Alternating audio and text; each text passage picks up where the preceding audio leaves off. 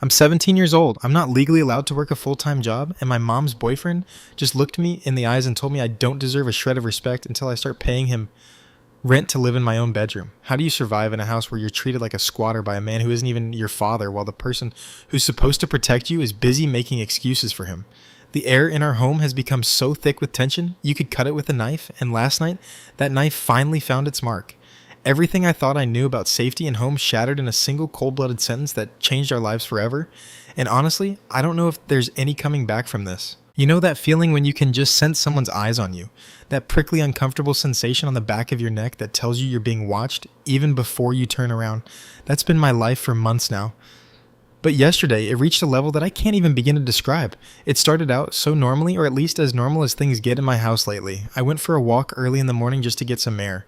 When you're 17 and feel like the walls are closing in on you, those walks are sometimes the only thing keeping you sane. I love the silence of the morning, the way the world feels like it belongs to me for just a few minutes before I have to go back inside and face the reality of my living situation. But the second I stepped back through the front door, that peace was incinerated. My mom's boyfriend, let's just call him, the person who has decided to make my life a living hell, was sitting there in the living room. He wasn't watching TV, he wasn't reading, he was just sitting there. And the moment I crossed the threshold, his eyes locked onto mine. It wasn't a casual glance, it was a glare. A heavy, hostile, intentional stare that followed me as I walked through the hallway. It felt like he was tracking prey. I could feel his judgment radiating off him, filling up the small space of our living room until I felt like I couldn't breathe. Now I'm the kind of person who usually tries to keep the peace. I struggle with my mental health, and I know that confrontation usually leads to a spiral that I can't easily climb out of. But something about the way he was looking at me yesterday just snapped something inside of me. Why was he doing this? Why was he making me feel like an intruder in the house I've lived in way longer than he has? I decided in that moment that I wasn't going to be the one to look away first. I glared back. I let all the frustration, all the months of silent comments and passive-aggressive behavior show in my eyes. I even made a face, the kind of face you make when you're just utterly done with someone's nonsense. I didn't say a word. I just walked past him and went to my room, my heart hammering against my ribs. I thought that would be the end of it. I thought, okay, we had a moment of mutual dislike, and now we can go back to ignoring each other. But I should have known better. See, a grown man who spends his morning staring down a teenager usually isn't the type of person to let things go. Instead of coming to me like an adult, instead of saying, hey, is there a problem? He did the most cowardly thing possible. He waited until I was out of sight, and then he went straight to my mom to complain about me. A few minutes later, my phone buzzed. It was a text from my mom. I didn't even have to open it to know what it said. It was angry. It was accusatory. She was calling me out for being disrespectful, for making faces, for creating drama. I sat on the edge of my bed staring at the screen, and I felt this hot, prickly heat rise up my neck. The unfairness of it was staggering. If he's such a grown man, such a man of the house, why is he so bothered by a look from a 17-year-old girl? Why was he staring at me first? It felt like I was being gaslit in my own home. He starts the fire, and then he points at me when the smoke starts rising. The frustration started to build up in my chest like steam in a pressure cooker. I could feel the tears coming, and I hated myself for it. I hate that my first reaction to anger is to cry. It makes me feel weak, like I'm proving them right, that I'm just a dramatic teenager.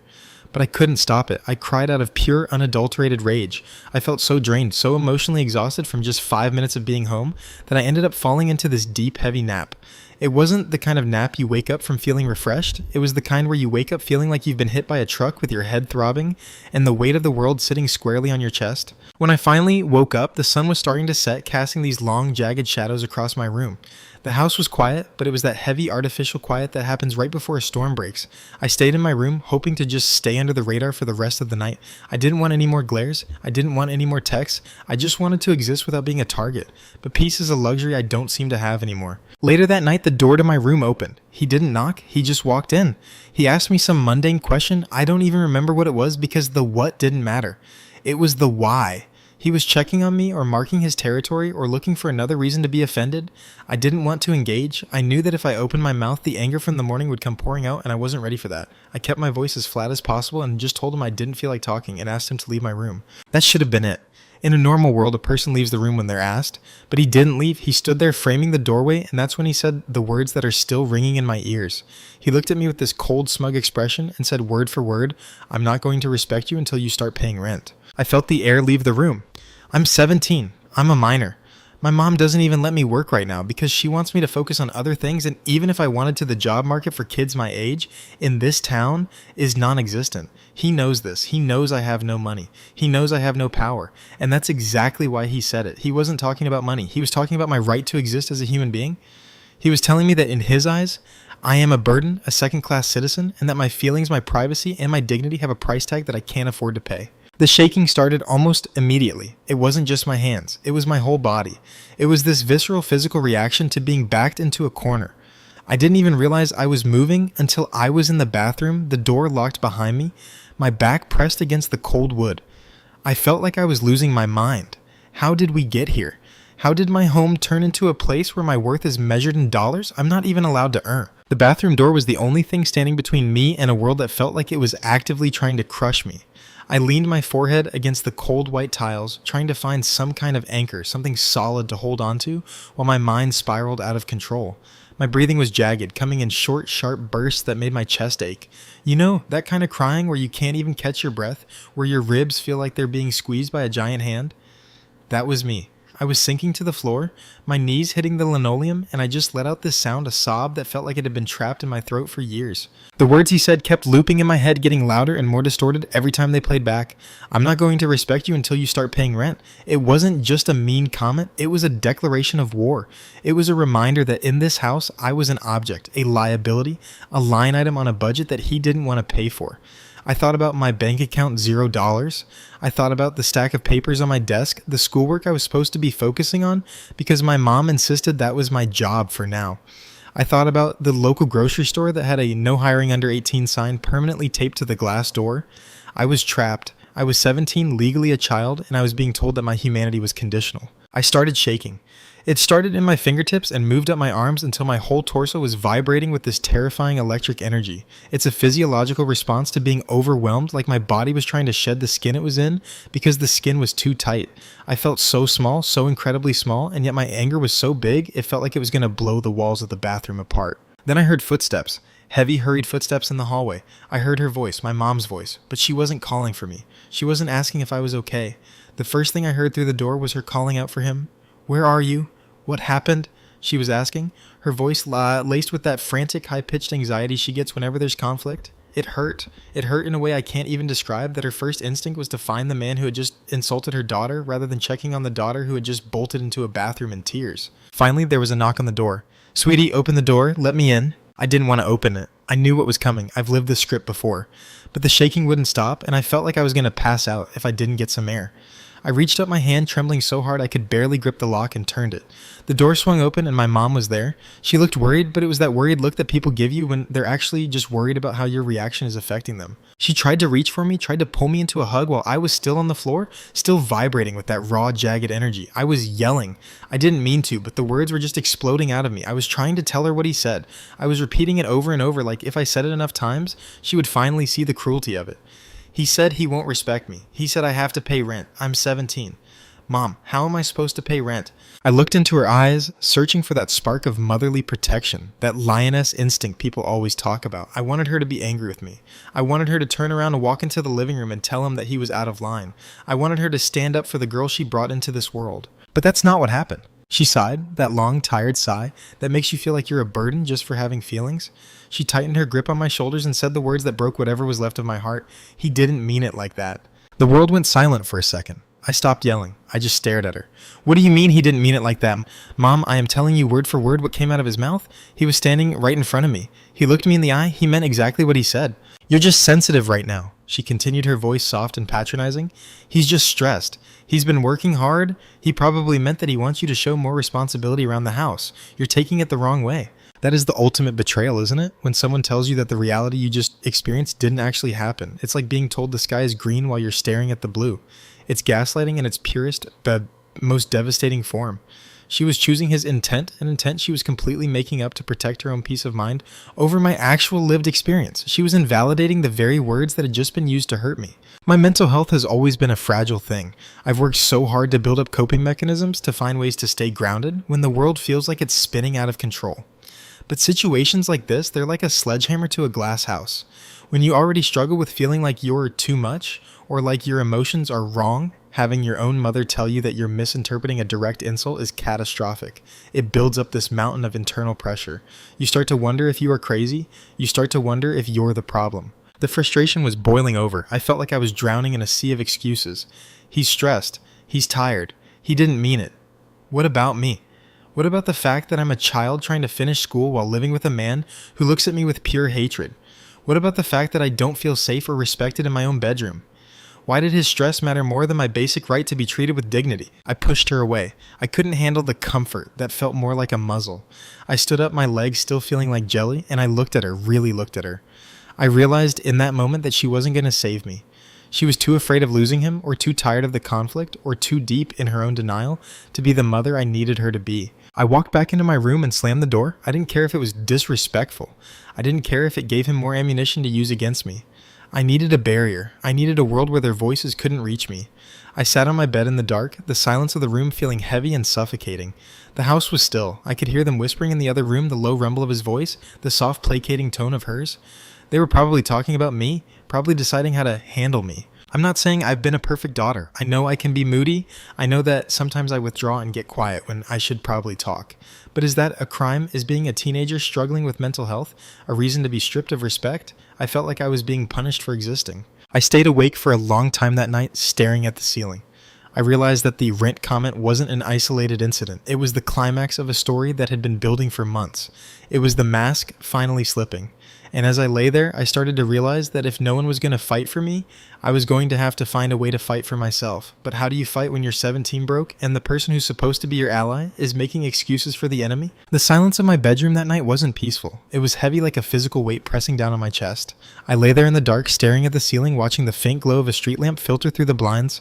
Every creak of the floorboards in the hallway made my heart jump into my throat. I was listening to the sounds of a house that no longer felt like a home. I could hear the muffled murmur of their voices from the master bedroom. I couldn't make out the words, but I knew the cadence. It was the sound of a man being comforted after he'd been disrespected, and a woman trying to keep her world from falling apart by pretending the cracks weren't there. I started thinking about the concept of respect. It's a word that gets thrown around a lot in this house, usually as a weapon against me. But what does it actually mean? To him, respect seemed to be something you bought. It was a transaction. You pay the entry fee, the rent, and in exchange you get to be treated like a human being. Until then, you're just a guest who's overstayed their welcome. But I didn't choose to be here. I didn't ask to be born into a world where I'm expected to have the financial independence of an adult while having the legal rights of a child. The unfairness of the rent comment started to mutate into something sharper, something more bitter. I thought about all the things I do contribute. I keep my room clean. I help when I'm asked. I try to stay out of the way. But none of that mattered because it didn't have a dollar sign attached to it. It made me realize that in his eyes, I was just a line item on a spreadsheet. I was an expense. And my mom, she was the one balancing the books, trying to find a way to make me fit into a budget that he'd already decided was too tight. I thought about my mental health. It's something I don't talk about much with them because honestly, what's the point? In this house, having feelings is seen as a luxury or a manipulation tactic. But the truth is I struggle. I struggle with anxiety that feels like a swarm of bees in my chest. I struggle with days where the simple act of getting out of bed feels like climbing Mount Everest. And when you're already fighting a war inside your own head, having an external enemy makes everything feel impossible. When my mom said he didn't mean it like that, she wasn't just defending him, she was dismantling my sanity. If I can't trust my own ears, if I can't trust the literal words spoken to my face, then what do I have left? That's how the spiral starts. You start to double check every memory. You start to wonder if you're the one who's hostile or difficult.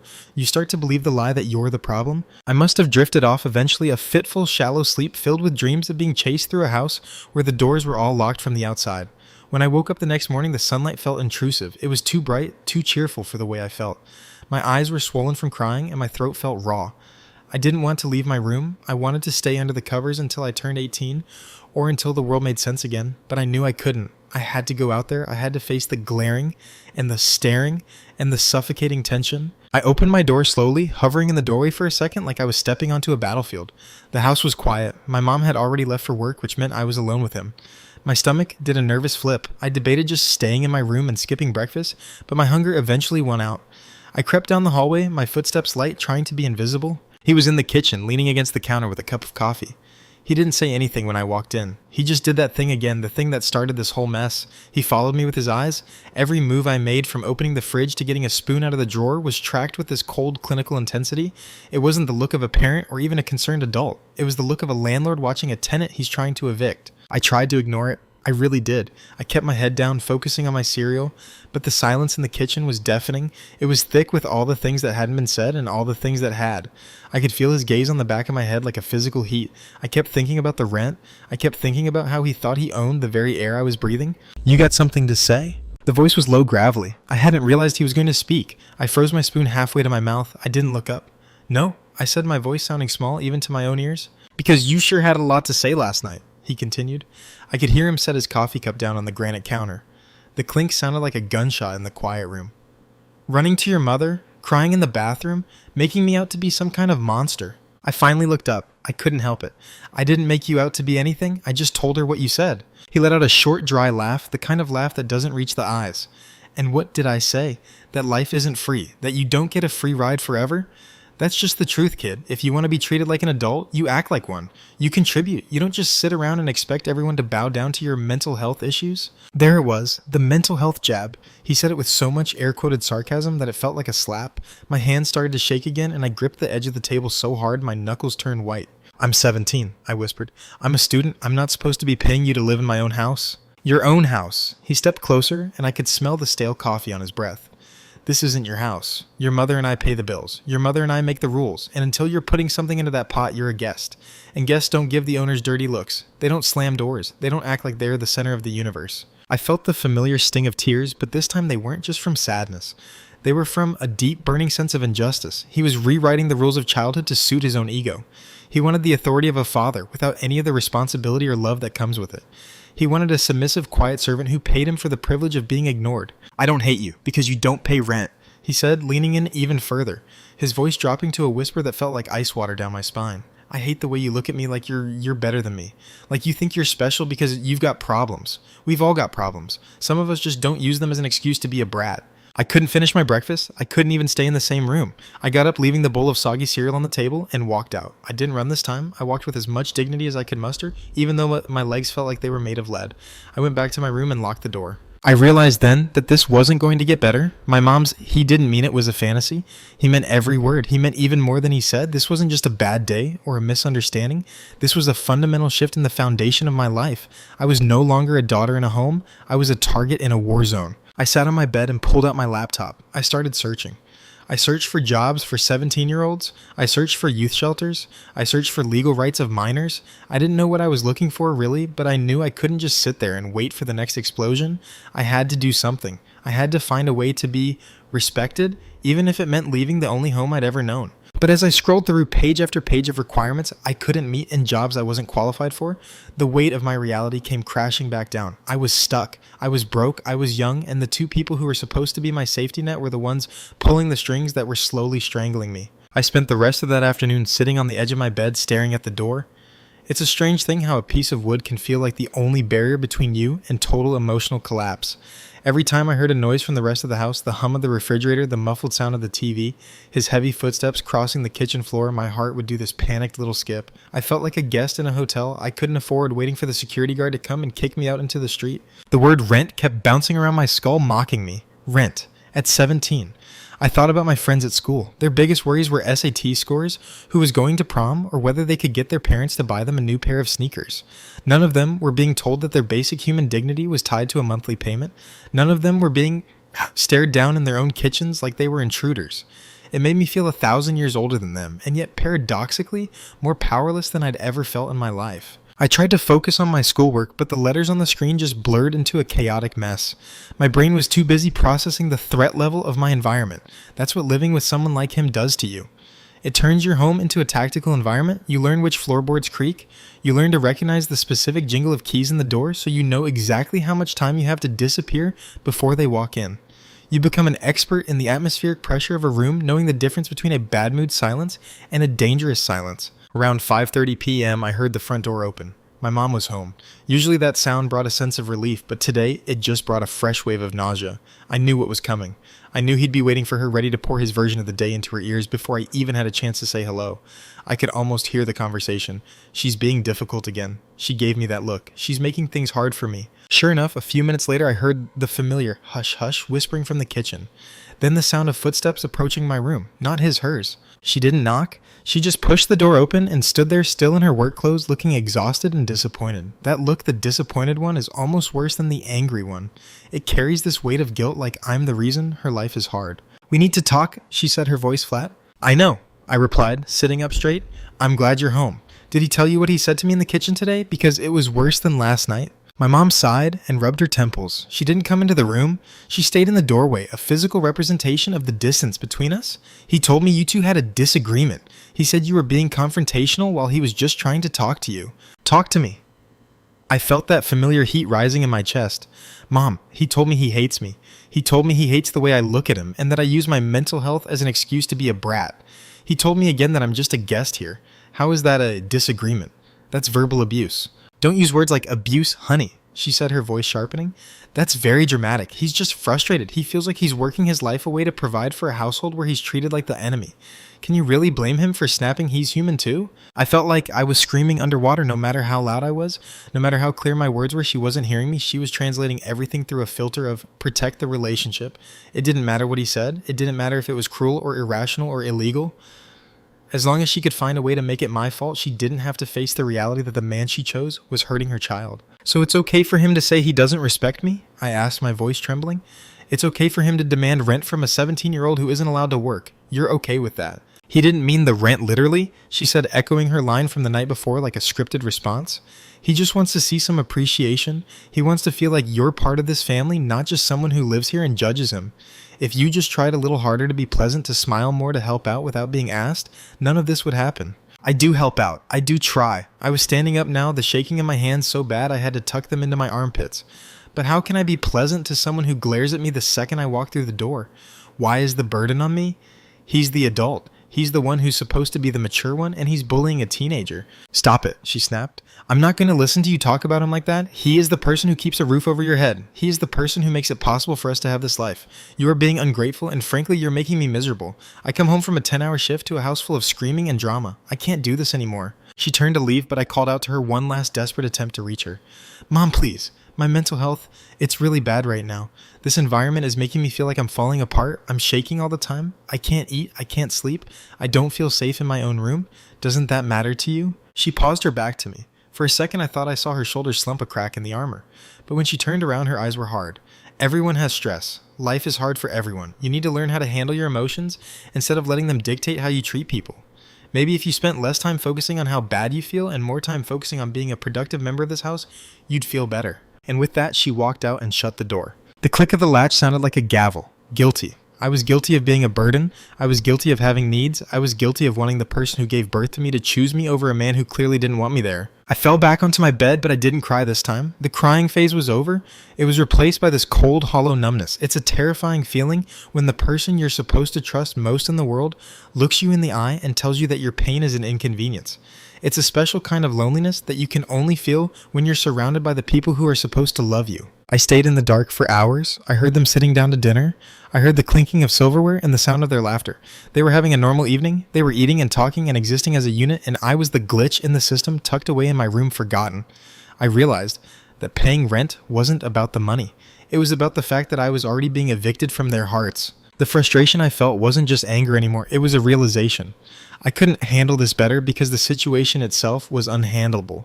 You can't cope your way out of a house where you are unwelcome. You can't breathe through the fact that your mother has traded your safety for her own comfort. I looked at my phone. 10 p.m. I looked at my backpack in the corner of the room. I started thinking about what I would need if I just left. But where would I go? Who would take in a 17-year-old with mental health issues and no money? The world felt vast and terrifyingly cold. But then I looked at my bedroom door and I realized that staying here was starting to feel even more dangerous than leaving. The shaking started again, but this time it wasn't from fear. It was from the realization that I was at a crossroads. I could stay here and let them slowly chip away at my soul until there was nothing left but a quiet, obedient shell. Or I could do something. I didn't know what yet, but I knew that the status quo died the moment he said the word rent. I lay there listening to the house settle into its nightly silence, and for the first time in my life, I felt like a stranger in my own skin. I wasn't a daughter anymore. I was a survivor in training. And tomorrow the training was going to have to start in earnest. The next few days felt like living in a black and white movie where the sound had been turned off. I moved through the house like a ghost waking up before everyone else, just to use the bathroom and grab a piece of toast, then retreating back to my room before the floorboards could even register my weight. I was becoming an expert at being invisible. I learned how to close my door without the latch clicking. I learned how to breathe silently. I learned how to exist in a state of constant low-level panic that never truly went away. But you can't live like a ghost forever. Eventually the walls start to feel like they're moving in inch by inch until you're forced to scream just to make sure you still have a voice. I decided I needed an ally. I couldn't talk to my mom anymore every time I tried. It turned into a lecture about my attitude or a defense of his stress. So I called the only other person I thought might understand my Aunt Sarah, my mom's younger sister. She'd always been the cool aunt, the one who lived 3 towns over and didn't care about rules or decorum. I thought if I told her what was happening, she'd be the one to finally say, "That's insane and I'm coming to get you." I waited until I knew my mom and her boyfriend were out at the grocery store. I sat on my floor, my back against the bed, and dialed her number. My hands were shaking so hard I almost dropped the phone. "Hey kiddo." Sarah's voice was a burst of color in my gray world. "To what do I owe the pleasure? You okay?" I tried to be calm. I tried to lay it out logically. I told her about the glaring. I told her about the rent comment. I told her about how mom was making excuses for him. I told her about the shaking and the way I felt like I was losing my mind. I spoke for 10 minutes straight, the words tumbling out of me like water from a broken dam. When I finally finished, there was a long pause on the other end of the line. I held my breath, waiting for the validation I so desperately needed. "Honey," Sarah said, and her tone made my heart sink. It wasn't the "I'm coming to save you" tone, it was the "oh, you poor confused child" tone. "You know your mom has had a hard time finding someone who treats her well, right? This guy, he's stable, he pays the bills, he's good to her, maybe he's just a little old school, a little rough around the edges." "Sarah, he told me he doesn't respect me because I don't pay rent," I whispered, my voice cracking. "I'm 17. He's probably just trying to motivate you, sweetie. You know, tough love, and your mom is just caught in the middle. She loves you, but she needs this to work. Can't you just, I don't know, try to be the bigger person? Just for a little while, until you graduate." I hung up shortly after that. The betrayal felt like a physical blow to the stomach. If even Sarah, the cool one, the rebel, was reading from the same script. Then I really was alone. It was like there was a secret memo sent out to all the adults in my life. The teenager is the problem. The man is the priority. Do not break the status quo. I realized then that the system wasn't broken. It was working exactly as intended. It was designed to protect the comfort of the adults at the expense of the safety of the child. That evening, the Cold War turned hot again. My mom came home from the store, but she didn't go to the kitchen to put away the groceries. She walked straight to my room. She didn't knock. She didn't even say hello. She just stood there with her phone in her hand, her face flushed with a mixture of anger and embarrassment. "You called Sarah?" she asked. It wasn't a question. It was an accusation. My stomach dropped. I just needed someone to talk to mom. "You called my sister and told her that we're abusing you. You told her he's threatening you." She was pacing now, her heels clicking aggressively on the hardwood. "Do you have any idea how that makes me look? Do you have any idea how much drama you've just created in this family?" Sarah called me crying, thinking I was letting something terrible happen in this house. "Something is happening, Mom. Why is your reputation more important than what's actually happening to me?" "Because nothing is happening to you," she yelled. "You are living in a nice house. You have food, you have clothes. You have a mother who works herself to the bone, so you don't have to want for anything. And instead of being grateful, you're out here telling stories and making us look like monsters to our own family." At that moment, he appeared in the doorway. He didn't say a word at first. He just stood there leaning against the frame, that smug, satisfied smirk playing on his lips. He loved this. He loved seeing me at odds with my mother. It was exactly what he wanted, to isolate me, to make me the problem so he could be the solution. "See?" he said, his voice smooth and oily.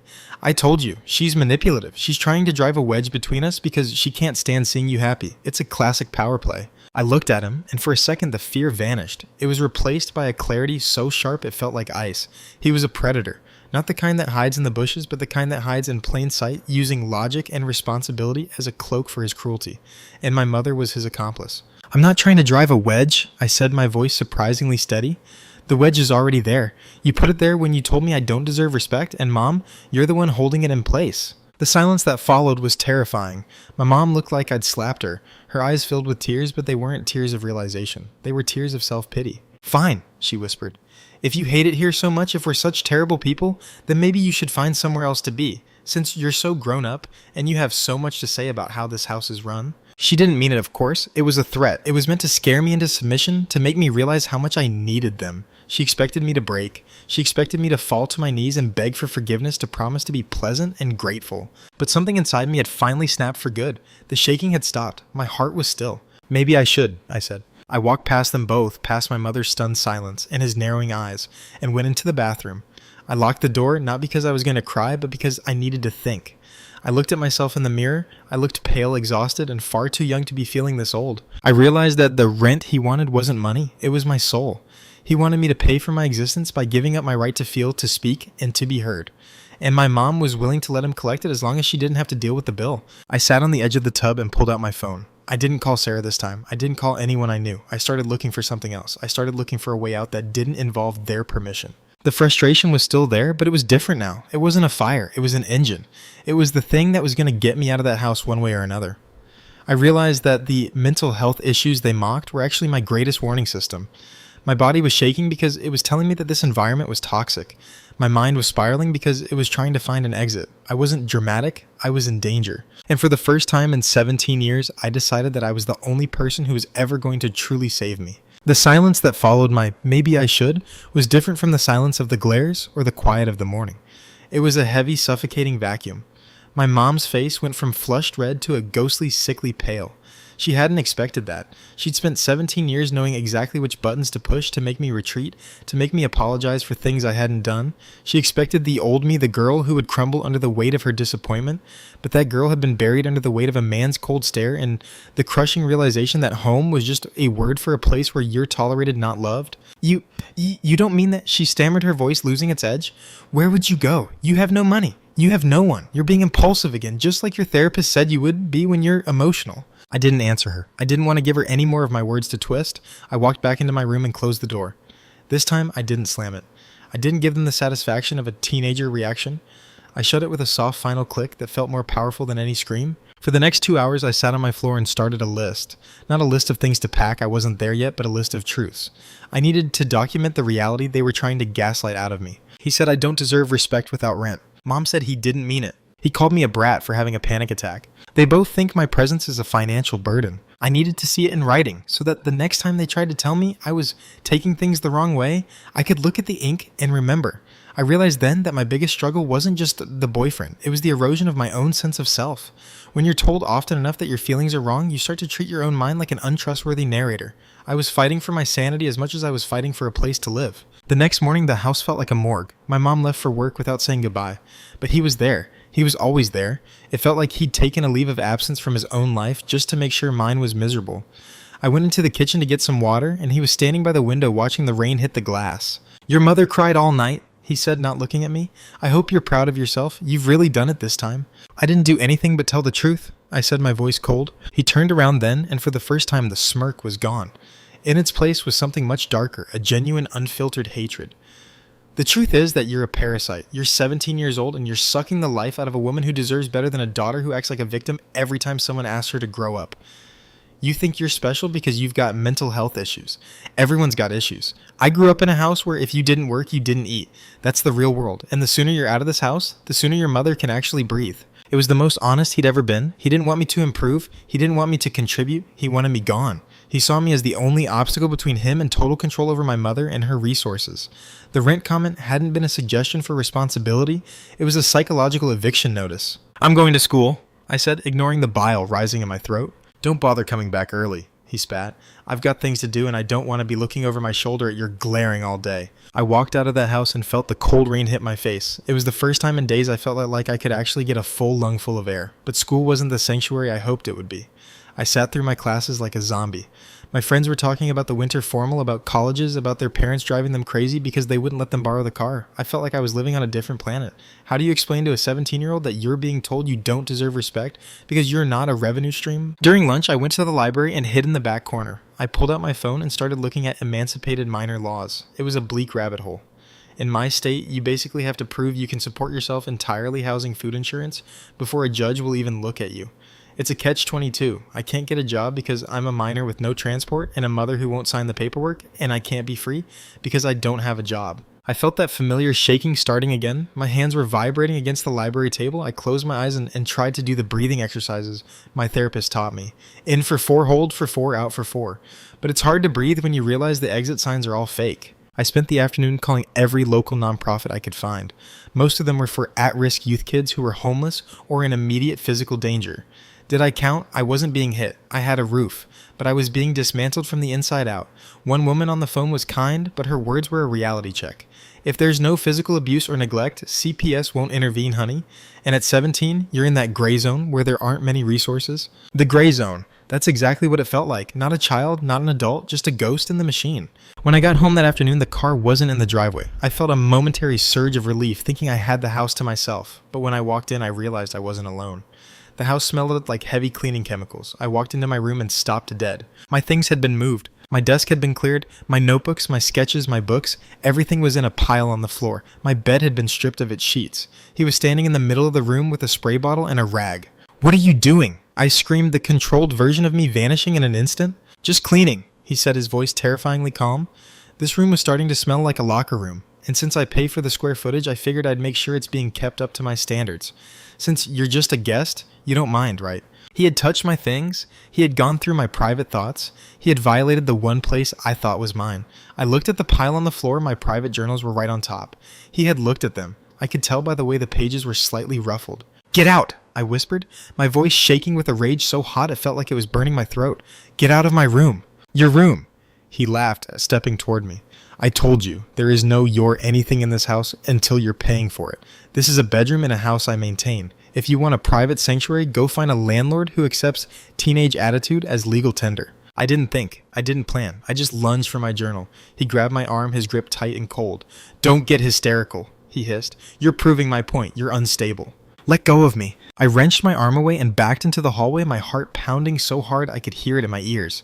I felt like I was vibrating apart. The frustration, the invalidation, the months of being told I was the problem, it all boiled over. I didn't wait for my mom to get home. I didn't wait for another lecture. I grabbed my backpack, threw my journal and a few changes of clothes into it, and walked out the front door. I didn't have a plan. I didn't have money. I didn't have a car. I just knew that if I stayed in that house for one more second, I wouldn't be me anymore. I'd be whatever they wanted me to be, a broken, quiet thing that paid for its existence with silence. As I walked down the driveway, I heard him call out from the porch. "Don't expect her to come looking for you. She's finally going to have some peace." I didn't look back. I just kept walking, the weight of the backpack pulling at my shoulders and the weight of my entire life, feeling like it was finally for the first time in my own hands. The rain wasn't just a drizzle anymore. It was a cold, insistent downpour that soaked through my hoodie in minutes, turning the fabric heavy and freezing against my skin. I didn't care. The physical discomfort of the cold was nothing compared to the blistering heat of the anger still radiating in my chest. I walked down the sidewalk of our suburban street, my sneakers splashing into puddles I didn't bother to avoid. I had no destination. I just had a direction away from the man who thought he could buy my dignity, and away from the mother who was willing to sell it for a quiet life. I hadn't been walking for more than 10 minutes when my phone started vibrating in my pocket. I knew who it was. I didn't even have to look. I pulled it out the screen slick with raindrops and saw my mom's name flashing. I let it go to voicemail. Then came the texts. One after another, the vibrations felt like little electric shocks against my leg. "Where are you going? Stop being dramatic and come back inside. He told me you yelled at him and tried to hit him. Why are you lying about what happened? You're making a scene in the neighborhood. Get back here right now or there will be consequences." Consequences. I stopped under the flickering light of a bus stop shelter and stared at the word on the screen. What consequences were left? She'd already told me I wasn't worth standing up for. He'd already told me I didn't deserve respect. They'd already invaded my room and treated my life like a garage sale. The consequences they were threatening me with were just more of the same, more silence, more glares, more of the slow, agonizing erosion of who I was. Then a text from him. My mom must have given him her phone, or he was sending it from his own. "Don't think you're coming back tonight unless you're ready to apologize to your mother and me. You want to act like an adult and leave, then stay gone. See how long you last in the real world without us paying for your life." I sat down on the cold metal bench of the bus stop, my breath hitching in my throat. This was the moment where I was supposed to break. This was the part of the script where the difficult teenager realizes she has nowhere to go, no money in her pocket, and crawls back home with her tail between her legs. They were counting on my poverty. They were counting on my fear. They were using my age and my lack of resources as a cage, and they were laughing as they turned the key. I looked at my reflection in the darkened glass of the shelter. I looked like a mess. My hair was plastered to my forehead. My eyes were rimmed with red, and I was shaking, not just from the cold this time, but from the sheer weight of the decision I was making. If I went back now, I was signing a contract. I was agreeing that my respect had a price. I was agreeing that he could touch my things, insult my mind, and treat me like a squatter as long as he paid the electric bill. I couldn't do it. I would rather sleep on this bench in the rain than spend another night in a house where my presence was considered a debt I could never repay. I scrolled through my contacts. Most were people from school I barely talked to outside of class. Then I saw the name Maya. Maya had been my best friend since 3rd grade. Her family was different. They were loud and messy, and their house always smelled like burnt toast and laundry detergent, but they actually liked each other. I hesitated. Maya knew things were tense at my house, but I'd never told her the full extent of it. I was too ashamed. How do you tell your best friend that your mom's boyfriend thinks you're a parasite? I typed out a message, my thumb stiff from the cold. Hey, can I come over?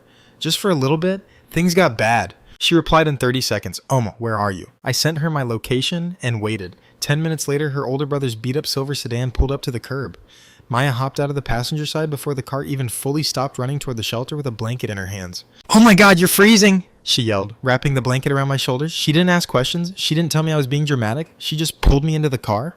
Her brother Leo looked at me through the rearview mirror with a concerned frown, but stayed silent. As we drove away from my neighborhood, I looked out the window and saw the lights of my house in the distance. I could see the glow of the living room lamp, the one I'd sat under so many times trying to be invisible. For the first time in 17 years, I wasn't going back there.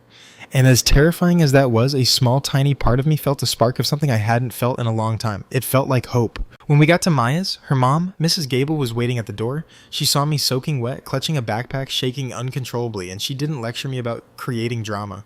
She just ushered me into the kitchen, sat me down, and put a mug of hot cocoa in my hands. You're safe here, she said softly, sitting across from me. I called your mom to let her know you're with us so she doesn't call the police, but that's it. You don't have to go back tonight. We'll figure the rest out tomorrow. She's going to be so mad. I whispered, the hot steam from the cocoa hitting my face. He told her I attacked him. He told her I'm manipulative. She believes him. Mrs. Gable reached across the table and squeezed my hand. Her hand was warm and calloused, a sharp contrast to my mother's perfectly manicured, distant touch. I've known you since you were 8 years old. You aren't manipulative. You're a girl who's being pushed to her breaking point, and a grown man demanding rent from a child. That's not tough love. That's a power trip. Hearing her say it, hearing an actual adult validate that what was happening was wrong, felt like a dam breaking. I didn't just cry, I sobbed. I sobbed for the girl who had to hide in her own bathroom. I sobbed for the mother I was losing. I sobbed for the unfairness of it all. Mrs. Gable let me cry. She didn't try to fix it with excuses. She just sat there and let me feel the full weight of my own life. Later that night, Maya and I were squeezed into her twin bed, just like we used to do when we were kids. The house was quiet, but it was a different kind of quiet. It was a safe quiet. But even in the safety, I couldn't sleep. My phone was still buzzing on the nightstand. You think you're so smart? You think the Gables want to deal with your baggage? They'll get tired of you in a week. Everyone does. That was the latest text from my mom's boyfriend. He was still in my head. He was still trying to convince me that I was a burden, that my rent was too high for anyone to want to pay. I realized then that leaving the house was only the first step. The real fight was going to be evicted the voices he'd planted in my mind. I looked at Maya, who was already fast asleep, her breathing steady and peaceful. She didn't think I was a burden. Her mom didn't think I was a line item. They saw me as a person. And maybe, just maybe, if I stayed away long enough, I could start to see myself that way too. But I knew tomorrow was coming. Tomorrow meant school. Tomorrow meant facing my mom. Tomorrow meant the real world he'd threatened me with. I had no money, no legal standing, and a family that had turned its back on me. The rent was due, and I had nothing but my own voice to pay it with. Waking up at Maya's house the next morning was like waking up in a different dimension. For a split second, I forgot where I was. I didn't feel that immediate heavy dread in the pit of my stomach that usually greeted me at home. I didn't hear the sound of his heavy footsteps or the low rhythmic drone of the morning news coming from the living room. Instead, I heard the sound of a toaster popping and the muffled laughter of Maya's younger siblings, arguing over the last of the orange juice. It was so normal, it felt surreal. It felt like a life I wasn't supposed to have access to. But then the memories of the night before came rushing back. The rain, the pile of my belongings on the floor, the cold grip on my arm. My phone was sitting on the nightstand, and even before I touched it, I saw the little red light blinking. Notifications. 12 of them. I took a deep breath, my hands already starting that familiar rhythmic shaking, and picked it up. Most were from my mom. They had shifted from angry to guilt-tripping. I didn't sleep a wink last night. How could you do this to me? I thought we were a team. Please, just come home so we can talk like adults. But then tucked between her messages was one from him. Your mother is a wreck. If you have any soul at all, you'll come back and apologize for the lies you told the Gables. Don't think your little stunt changed anything.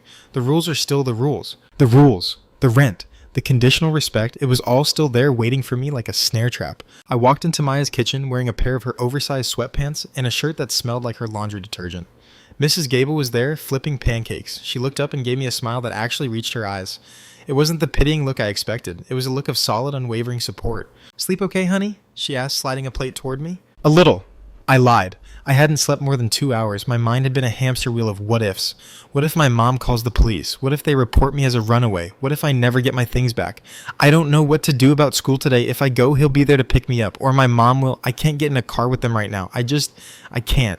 Mrs. Gable set the spatula down and sat across from me. Leo is going to drive you and Maya, and I've already called the school office. I told them there's some family stuff going on, and that you are not to be picked up by anyone other than me or Leo today. I told them you're staying with us for a while. I stared at her. You did that? Of course I did, she said.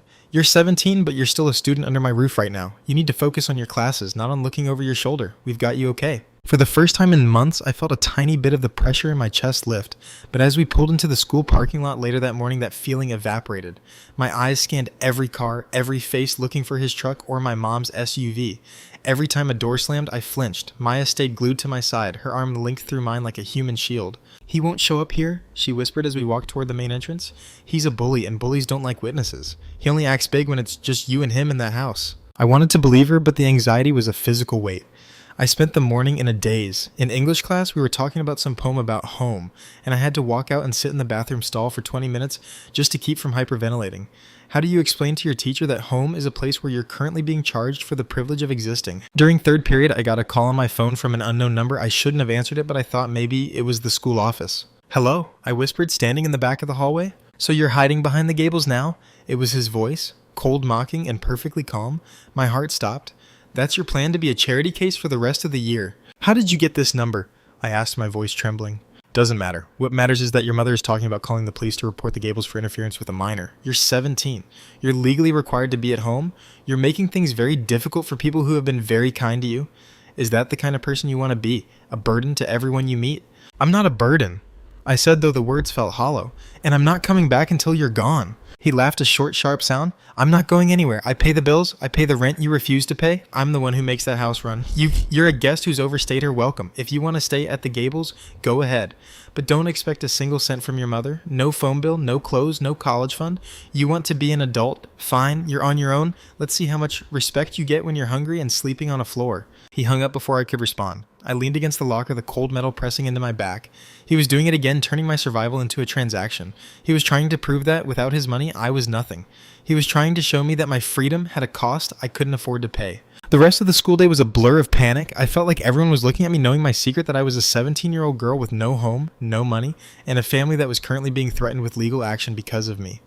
The shaking was so bad by the time the final bell rang that I could barely zip up my backpack. I walked out to the parking lot expecting to see Leo's car, but instead I saw my mom. She was standing by the curb looking small and exhausted. She wasn't with him, but she looked like she'd been crying for hours. When she saw me, she started walking toward me, her hands outstretched. Honey, please, she said, her voice cracking. Just come to the car. We can talk. Just us. I'll take you for ice cream. We can go to the park anywhere. Just don't do this. Don't leave me alone with him like this. The words hit me like a physical punch. Don't leave me alone with him. In that one sentence, she admitted everything. She admitted that he was difficult. She admitted that she was afraid, or at least miserable. She admitted that she used me as a buffer, a shield to absorb his anger, so she didn't have to. She wasn't asking me to come home because it was safe for me. She was asking me to come home because my presence made her life easier. Mom! I said, stepping back. Did you hear what you just said? You're asking me to go back to a man who treats me like garbage, just so you don't have to deal with him by yourself. That's not what I meant, she cried, her face crumpling. He has a temper, but he loves me, and he could love you too if you just gave him a chance. If you just stopped being so stubborn about the rent thing. It was just a joke, honey. A bad joke. It wasn't a joke, Mom. He told me he hates me. He told me I'm a parasite. Did he tell you that? Did he tell you he grabbed my arm and threw my things on the floor? She looked away, her eyes darting to the other students walking past. He said you were being hysterical. He said he was trying to help you clean. Please, just get in the car. If you don't, he's going to be so angry. He's already talking about changing the locks. Then let him, I said, my voice suddenly very quiet and very sure.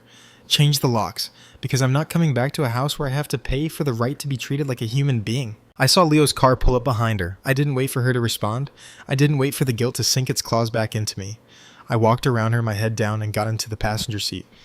As we drove away, I looked in the side mirror and saw my mother standing alone on the sidewalk, a small receding figure in a world she had chosen over her own daughter. The frustration I felt was no longer just a storm, it was a cold, hard fact.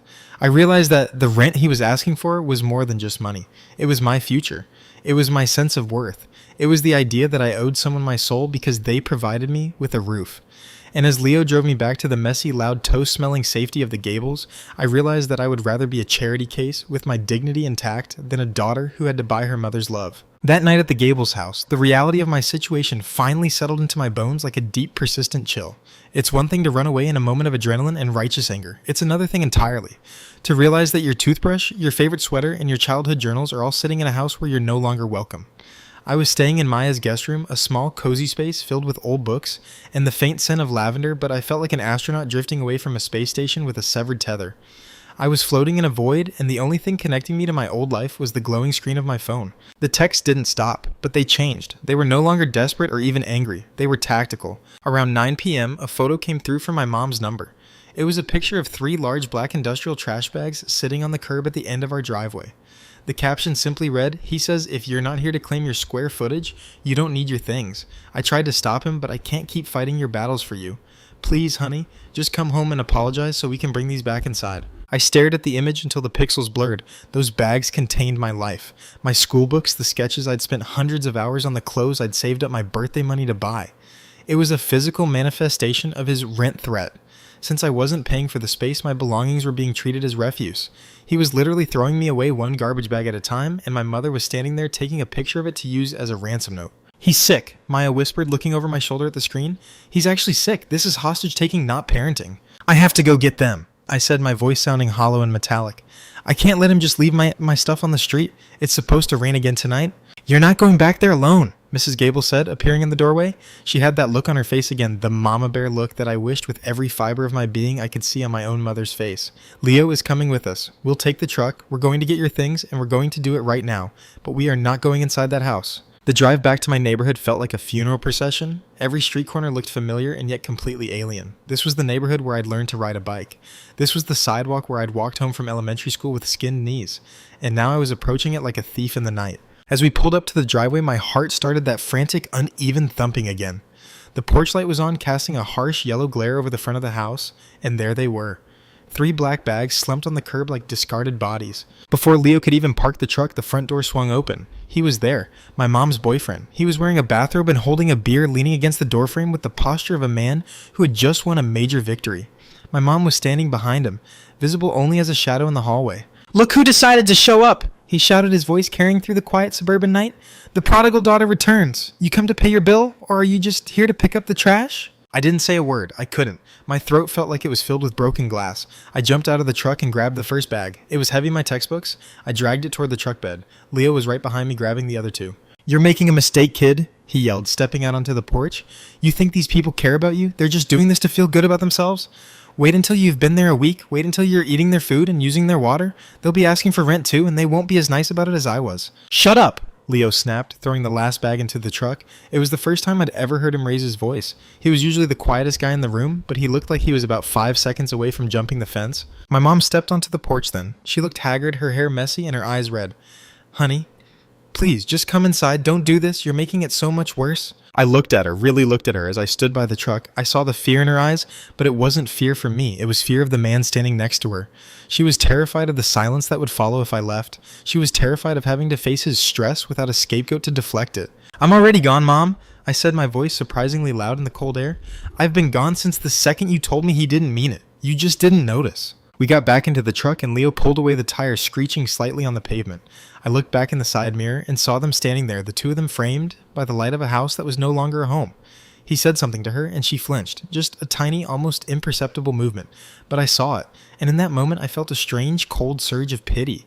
She was staying in the cage and she was trying to pull me back into it because she didn't want to be the only one behind bars. When we got back to the Gables, we hauled the bags into the garage. I opened the first one, my hands still shaking.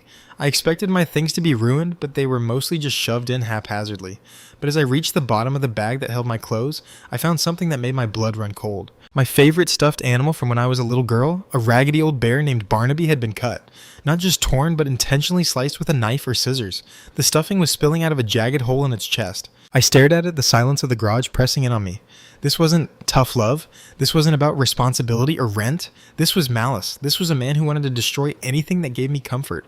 This was a man who wanted to punish me for existing. Mrs. Gable saw it and let out a soft, horrified gasp. She walked over and took the bear from my hands. "Oh, honey, I am so sorry." "He hates me," I whispered, the realization finally hitting me with its full, devastating force. "He doesn't just want me to pay rent. He wants to break me. He wants to make sure there's nothing left of me." "He can't do that," Mrs. Gable said, her voice firm, "because you're not there anymore. He can cut up a bear, he can throw your books in a bag, but he can't get to you unless you let him. You're staying here. We're going to get you a lawyer, or we're going to talk to the school counselor, or we're going to do whatever we need to do to make sure you never have to step foot in that house again." But as I sat on the cold garage floor surrounded by the remnants of my life, I knew it wasn't going to be that simple. I was 17. I had no income. I had no legal way to stay with the Gables if my mom decided to call the police and report me as a runaway. The law was on their side. The money was on their side. The only thing I had on my side was the truth, and in the real world, the one he kept threatening me with, the truth doesn't always pay the bills. I looked at my phone. There was one new message, not from my mom, not from him. It was a notification from a local job board I'd signed up for weeks ago. New posting, part-time night janitor. No experience required, 17 plus. I looked at the cut-up Bear and Mrs. Gable's hands. I looked at the black trash bags. I felt the shaking in my hands start to fade, replaced by a cold, hard determination. He wanted me to be an adult. He wanted me to pay for my respect. Fine, I would, but I wouldn't pay him. I would pay for my freedom. I sat up, wiped my eyes, and clicked apply. The first night of the job was a blur of fluorescent lights and the sharp antiseptic sting of bleach. It was 11 o'clock at night, and while most of my classmates were probably scrolling through TikTok or finishing up their history essays, I was pushing a heavy, industrial mop across the linoleum floors of a suburban office complex. My back ached, my hands were raw from the chemicals, and my head was pounding with the rhythmic hum of the floor polisher. But every time I felt like collapsing, every time the exhaustion threatened to pull me under, I thought about the black trash bags on the curb. I thought about Barnaby's chest being sliced open. The physical pain was a relief. It was honest. It was a kind of pain I could understand and control. For the first time in months, the shaking in my hands wasn't from a panic attack. It was from physical labor. And strangely, that made me feel more powerful than I had in a long time. I'd lied to the manager about my age, at first telling him I was 18, but when I finally showed him my ID, he just sighed and looked at my red-rimmed eyes. He was a tired-looking man named Gus who smelled like tobacco and stale coffee. He looked at the ID, then looked at me, and then back at the ID. "You got a place to stay, kid?" he'd asked. "I'm staying with a friend." I'd told him, my voice steady. "I just need to work. I'll work harder than anyone else you have." He'd handed me a blue vest and a set of keys. "Start with the break rooms. If you miss a spot, the night manager will let me know. Don't make me regret this." I didn't make him regret it. I scrubbed until my knuckles bled. I emptied trash cans with a focused, silent intensity. Every bag I tied shut felt like I was closing a chapter of my life. Every floor I polished felt like I was clearing a path toward a future where no one could tell me what my respect was worth. But while I was trying to build a new life, the old one was busy trying to tear it down. A few days into my new routine school during the day, work until 2 a.m., and a few hours of fitful sleep on Maya's guest bed, things took a turn for the worse. I was in the middle of a pre-calculus test when a hall monitor tapped on my shoulder and told me I was needed in the counselor's office. My heart did that familiar sickening drop. I walked down the hallway, the smell of floor wax reminding me of my night shift, and opened the door to Mr. Henderson's office. My mom was there. She looked different. She wasn't the disheveled crying woman on the porch. She was dressed in her best worksuit, her hair perfectly coiffed, looking like the picture of a concerned, grieving mother. She was sitting in a chair across from Mr. Henderson, a tissue clutched in her hand. "There she is," she cried, standing up as if she were going to hug me. I stepped back, my shoulder hitting the doorframe. "What is this?" I asked, looking at Mr. Henderson. Mr. Henderson, a kind but overwhelmed man, cleared his throat. "Your mother is very concerned, honey. She's told me that you've been staying with a family without her permission and that you've been missing school hours. She's also concerned that you're working a night job that isn't legal for a minor." I looked at my mom. She had done her homework. She wasn't trying to win me back with love. She was trying to reclaim me with logic. "I'm just worried about your health," my mom said, her voice dripping with artificial sweetness. "You have your episodes, honey. You're not thinking clearly. This man you're so angry with, he's gone. I told him he had to leave for a while so we could work on us. Doesn't that show you how much I care?" I stared at her, stunned. He was gone, just like that. After everything he'd said, after everything he'd done, he was just out. Part of me wanted to believe it. Part of me wanted to run into her arms and go back to the way things were before he ever entered our lives. But then I saw it. On her wrist, peeking out from under her blazer, was a watch. It was a heavy, gold-plated men's watch. His watch. She was still wearing his things. She was still keeping his space warm. "He's not gone, Mom," I said, my voice cold. "He's just staying at a hotel until you can convince me to come home. And once I'm back, once the Gables are out of the picture, he'll be right back on the couch glaring at me and telling me I'm a burden." "That's not true." She snapped her mask, slipping for just a second. "He's changed. He realized he was too hard on you. He wants to apologize. He even bought you a new bear to replace the one that accidentally got damaged during the move." Accidentally damaged. She was still doing it. Even now, in front of a school official, she was sanitizing his cruelty. She was calling a knife cut accidental damage. "Mr. Henderson," I said, turning to the counselor, "has she told you about the rent? Has she told you that a grown man told a 17-year-old she doesn't deserve respect until she pays him to live in her own home?" Mr. Henderson looked uncomfortable. "Your mother says there was a misunderstanding about household chores and contributing to the family dynamic. She says you took a joke too literally." "It wasn't a joke," I said, and the shaking started, but this time I let it show. I let him see my hands. I let him see the raw skin on my knuckles from the cleaning chemicals. I am working a night shift until 2 in the morning because I would rather scrub toilets than live in a house where my worth is tied to a dollar amount. I am shaking because I am terrified of that man. And I am shaking because my own mother is standing here lying to you to protect him. The room went silent. My mom's face twisted into something ugly, something I'd only seen when we were alone. "You are coming home," she hissed, her voice low so Mr. Henderson couldn't hear. "I have already spoken to a lawyer. The Gables are harboring a minor. If you aren't in my car by the end of the school day, the police will be at their front door with an arrest warrant for Mrs. Gable." She stood up, smoothed her skirt, and looked at Mr. Henderson with a tragic smile. "Thank you for your time, Peter. I'm sure she just needs a little more time to process her feelings. I'll be waiting in the parking lot at 3 p.m. She walked out, the click-clack of her heels sounding like a countdown. I sank into the chair she'd just vacated. I felt like I was drowning. The Gables had done nothing but love me, and now they were going to lose everything because of me. My mom was using the law as a blunt instrument to beat me into submission. She didn't want a daughter. She wanted a win. "Is it true?" Mr. Henderson asked softly. "About the rent." "Every word," I whispered. "And the bear, and the trash bags. He told me I was a parasite. He told me my mental health was an excuse to be a brat. And she just stood there." Mr. Henderson sighed and leaned back in his chair. He looked at me for a long time. "You're 17 and a half. In 6 months, you're a legal adult. But right now, the law is very specific about where a child belongs. Unless there is documented physical abuse, it's very hard to keep a parent from claiming their child. So that's it." I felt the tears finally starting to spill over. "I have to go back. I have to live with a man who hates me because he pays the light bill." "Not necessarily," Mr. Henderson said, his eyes narrowing. "Your mother mentioned your episodes, your mental health. Have you been seeing a therapist?" "Yes," I said, "Dr. Aris, but my mom stopped paying for the sessions 2 weeks ago." "Well," Mr. Henderson said, reaching for his phone, "I think it's time I had a very long conversation with Dr. Aris and maybe a few people at Child Protective Services. They might not be able to remove you, but they can certainly make it very difficult for your mother to ignore the psychological impact of that man's presence. And if we can prove the environment is emotionally abusive and detrimental to the minor's mental stability." He didn't finish the sentence, but for the first time in days, I felt a glimmer of something that wasn't panic. It was a different kind of hope. Not the hope of running away, but the hope of standing my ground. But 3 p.m. was coming, and my mom was waiting in the parking lot, and she wasn't alone. As I looked out the window of the counselor's office, I saw her SUV, and sitting in the passenger seat clear as day was him. He was back. He hadn't even waited 24 hours to reclaim his throne, and he was looking right at the school entrance, a smug, patient smile on his face, waiting for his guest to return. The walk from the counselor's office to the front doors of the school was the longest walk of my life. My legs felt heavy like I was moving through waist-deep water. Every student I passed, every locker I saw felt like a memory of a girl. I used to be a girl who had a home, a girl who didn't have to worry about where she was going to sleep or whether her favorite belongings were currently being sliced to ribbons. I could see the SUV through the glass of the front doors. It sat there idling, the exhaust curling up into the gray afternoon sky like a warning. My mom was in the driver's seat, and he was next to her. He was leaning back, one arm draped over the headrest, looking for all the world like a man who was simply waiting for his grocery order to be brought out. The smugness of his posture was a physical blow. He knew the law. He knew the power of the rent he paid. He knew that at 17, I was just a piece of property in the eyes of the state. But as I reached for the handle of the door, a hand touched my shoulder. "Wait." It was Mr. Henderson. He was holding a stack of papers and a cell phone. He looked at the car, then looked back at me. "I just got off the phone with Dr. Aris, and I flagged a social worker from CPS who specializes in emotional domestic environments. You don't have to get in that car alone." "But my mom, she said she'd arrest the Gables," I whispered. "Let her try," a new voice said. I turned around. Mrs. Gable was standing there, her coat zipped to her chin, her face set in a mask of iron determination. She wasn't supposed to be here yet, but she must have sensed the shift in the air. "I'm not leaving until I know you're safe. If your mother wants to call the police, tell her to go ahead. I'd love to tell a police officer exactly why a 17-year-old is afraid to live in her own house." The three of us walked out together. It felt like a movie scene, the outcasts against the establishment.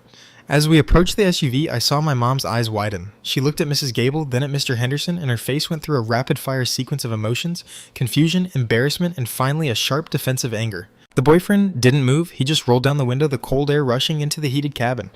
"What is this? A parade? Get in the car, kid. We've got dinner reservations, and you've got a room to clean." "She's not getting in the car," Mrs. Gable said, stepping forward. My mom hopped out of the driver's side, her voice high and frantic. "Grace, what are you doing? This is my daughter. You have no right to be here." "I have the right of a concerned citizen and a friend," Mrs. Gable replied, her voice steady and low. "And Mr. Henderson here has the right of a mandatory reporter. We know about the rent, we know about the threats, and we know about the damage to her property. If you force her into that car, you're not taking home a daughter, you're taking home a prisoner. Is that really the mother you want to be?" "Don't you talk to her like that," the boyfriend yelled, finally opening his door. He stepped out and the smug version of him evaporated. This was the man I saw in the kitchen. The man with the glare. He was red-faced, his chest puffed out, trying to intimidate Mrs. Gable. This is family business. You're a meddling neighbor who's in over her head. Get out of the way or I'll move you myself. Watch your tone, Mr. Henderson said, stepping between them. I've already documented your behavior in my office today, and I'm documenting this now. You are demonstrating exactly why this girl feels unsafe. Unsafe! The boyfriend laughed, but it was a jagged, nervous sound. She's a brat. She's a manipulative teenager who thinks she can live for free and give me dirty looks. I told her the truth. Respect is earned, and she hasn't earned a dime of it. He said it right there, in the school parking lot, in front of the counselor and the neighbor. He couldn't help himself. His ego was so large, his need for respect so fragile that he had to proclaim his truth even when it was the worst thing he could possibly do. My mom looked at him, and for the first time I saw a flicker of genuine horror in her eyes. She had been able to tell herself it was a joke as long as it was said behind closed doors, but hearing it shouted in public, hearing him call her daughter a brat who hadn't earned respect, the mask didn't just slip, it shattered. Wait, my mom whispered, looking at him. You really think that? You really think she doesn't deserve respect? I think she needs to learn how the world works, he snapped, turning his anger on her now. And you're the one who's been coddling her. If you'd backed me up from the start, we wouldn't be standing here in the cold like idiots. The silence that followed was heavy. My mom looked at him, then she looked at me, standing there, with my raw knuckles and my shaking hands flanked by people who were willing to risk legal trouble just to keep me safe. She looked at the man she'd chosen, the man she'd invited into our home, and she finally saw the price tag he'd attached to her life. Get in the car, my mom said. Her voice was different now. It wasn't frantic. It was cold. Cold as the rain. See, he said to me, reaching for the door handle. Told you, get in. Not her, my mom said, looking him dead in the eye. You, get in the car. I'm taking you to the hotel to get the rest of your things. And then I'm coming back for my daughter. He froze. What did you say? I said it's over. Your right, respect is earned, and you just lost every bit of mine. I felt the air rush back into my lungs. The shaking in my hands didn't stop, but it changed. It became a vibration of pure, unfiltered relief. I watched as he tried to argue, tried to use his logic one last time, but my mom just got back into the driver's seat and started the engine. She didn't look at him. She just waited. Eventually, realizing he'd lost his audience, he got in, slamming the door so hard the SUV rocked. As they drove away, my mom looked at me through the window. She didn't smile. She didn't wave. She just nodded, a small, solemn acknowledgement of the mess she'd made and the long road we had ahead of us. I didn't go home that night. Not yet. I went back to the Gables. My mom needed time to clear the house, to change the locks, and to figure out who she was without a man like that telling her what to do. And I needed time to realize that I wasn't a parasite. I'm still 17. I'm still working that night job, at least for now, because I want to know that I can take care of myself. I want to know that if the world ever tries to put a price on my dignity again, I'll have the rent ready not to pay them off, but to buy my own way out. My mental health is still a struggle. The episodes haven't vanished. I still flinch when a door slams, and I still have nights where I feel like I'm vibrating apart. But the difference is, I'm no longer being told that those feelings make me wrong. I'm no longer being told that my worth is tied to a monthly check. I'm learning that respect isn't something you pay for. It's the baseline. It's the air you should be able to breathe in your own home. And if someone tries to charge you for that air, you don't pay the bill. You find a new place to breathe. What would you have done if you were in my shoes? Would you have stayed and tried to pay the rent just to keep the peace, or would you have walked out into the rain like I did? Let me know in the comments below. Your stories of standing your ground mean the world to me. And if you've ever felt like a guest in your own life, remember you are worth more than the square footage you occupy. Please like and subscribe for more stories about finding your voice when the world tries to quiet you.